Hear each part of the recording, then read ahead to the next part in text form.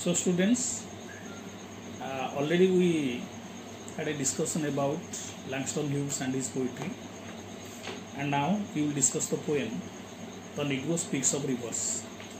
That is in page number 143 in your book, that is Poems Old and New. And as I told you, you should also keep a mark at page number 375, because sometimes we may be required, it may be necessary to look at the notes for better understanding of certain lines, certain words and phrases. Look at the poem. The Negro Speaks of Rivers. I have known rivers ancient as the world, and older than the flow of human blood in human veins. My soul has grown deep like the rivers. I bathed in the Euphrates when dawns were young. I built my hut near the Congo, and it lulled me to sleep. I looked upon the Nile and raised the pyramids above it. I heard the singing of the Mississippi when Abe Lincoln went down to New Orleans, and I have seen its muddy bosom turn all golden in the sunset. I have known rivers, ancient, dusky rivers. My soul has grown deep like the rivers. Really, a very beautiful poem, though written in a very simple language, but from the point of view of the profundity of feeling, from the point of view of the profundity of the poetic emotion, it is really a poem that can touch our heart. So you look at the poem, what he says, and here the title is The Negro Speaks of Rivers. Here, Negro, what is used? Negro generally meant the black people of America. It was not a nice word. You may say it was a sort of slang by which the general ordinary Americans, they wanted to discriminate against, they wanted to point their fingers at, they wanted to show how the blacks were inferior, they wanted to isolate them. So Negro in American society was a very derogatory word. Anyway, I think he has chosen the term Negro very deliberately, because that is the term generally used to depreciate them, to isolate them. And here the Negro speaks of rivers, though Negro is singular, and the title is in present indefinite. Negro speaks of rivers. The Negro here stands for the entire Negro community, the entire Negro consciousness, what actually the Negro people felt, or what he tried to establish as a prominent advocate of the Negro community in America. And here the Negro speaks about rivers, speaks of rivers. And I told you in my introductory talks that rivers are very ancient, not only, but also they are associated with all the major civilizations in the world. And what here the Negro is doing, he is going to talk about the rivers, which are the epitomes of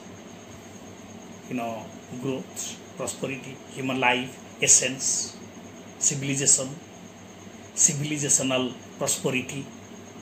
So let us now see. I have known rivers ancient as the world, and older than the flow of human blood in human veins. See the simplicity in the use of language, but also at the same time how he expresses a very deep, profound feeling. I have known rivers. So the Negro says that he knows rivers. I have known rivers ancient as the world. Rivers are very ancient, very old, just as the world. Rivers are as old as the world. They have existed, or they have been existing since the beginning of the world. So they are as old as the world and older than the flow of human blood in human veins. And they are older than. So here is a comparative degree.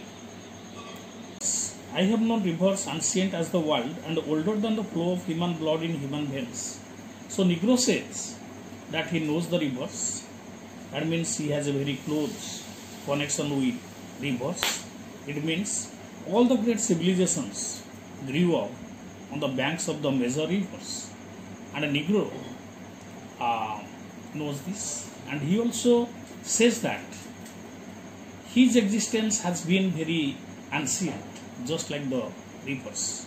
I have known rivers ancient as the world. Rivers are as old as the world and older than the flow of human blood in human veins. And they are older than the flow of human blood in human veins.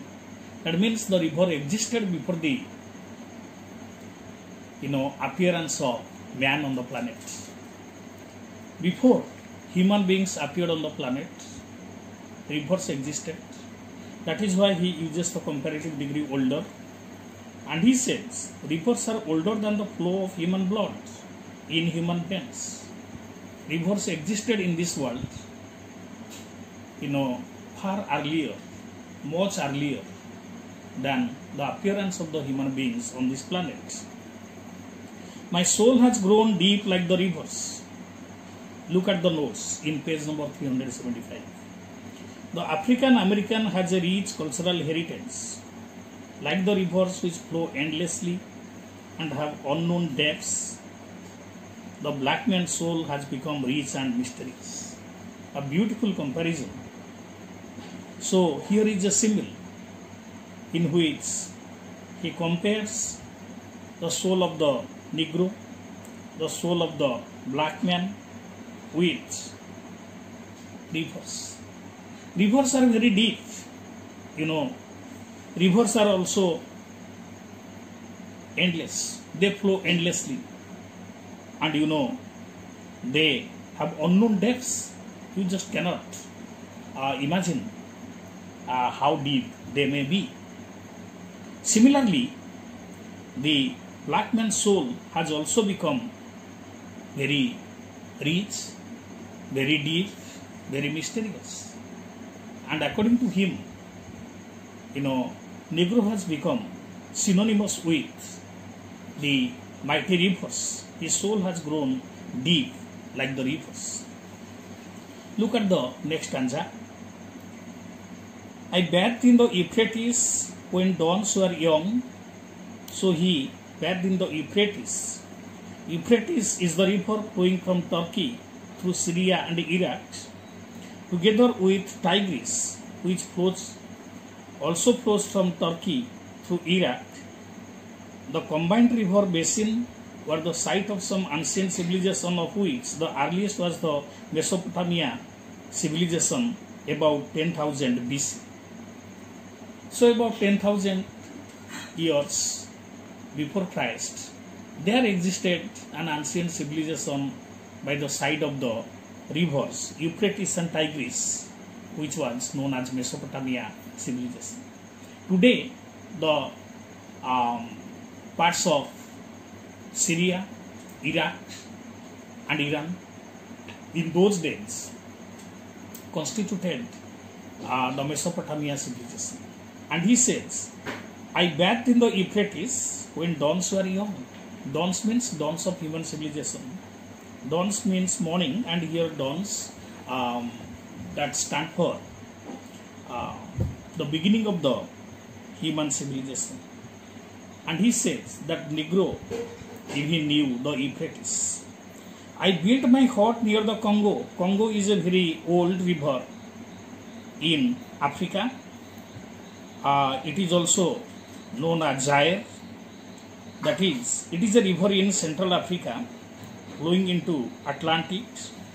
The Congo Basin is known for its lush rainforests. This region in the heart of Africa is the land of the African American. It represents home. So Congo, there is also a country named Congo situated in the middle of African continent, and there is a very great river Congo which is flowing down to the Atlantic in the western side. And he says that I built my hut near the Congo and it lulled me to sleep. Lull means just like the mothers, they lull their babies, children to sleep by singing some lullaby. So the Negro was lulled to sleep by the side of the Congo river where he built his hut. That means he declares that the Congo basin or the Congo valley was his home. That is, he built his hut near the Congo. I looked upon the Nile. You might have known about the river Nile. That is a great river in Egypt, and that originating in Central Africa and flowing through to the Mediterranean. It is going towards north, flowing down to the Mediterranean. The great river has provided the deserts of Egypt with water.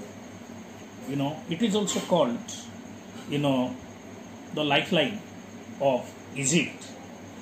This river has nurtured the ancient Egyptian civilization. The ancient Egyptian civilization that grew and that prospered by the side of the river Nile. I looked upon the Nile and raised the pyramids above it, and the Egyptians made big pyramids, and the pyramids were made by the side of the river Nile. I heard the singing of the Mississippi. Mississippi is a river in America. That is Mississippi river in Central America, flowing into the Gulf of Mexico.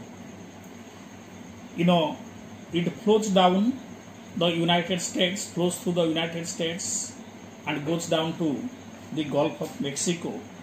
This great river Mississippi, it also is symbolic of the ancient American civilization. I heard the singing of the Mississippi when Abe Lincoln went down to New Orleans. Abe Lincoln here is Abraham Lincoln. Abraham Lincoln was born in 1809 and died in 1865. He was the 16th president of the United States of America, and he preserved the Union during the American Civil War and brought about the emancipation of the slaves. So he was the 16th president of America, and he told that great line, democracy is by the people, of the people, for the people, isn't it?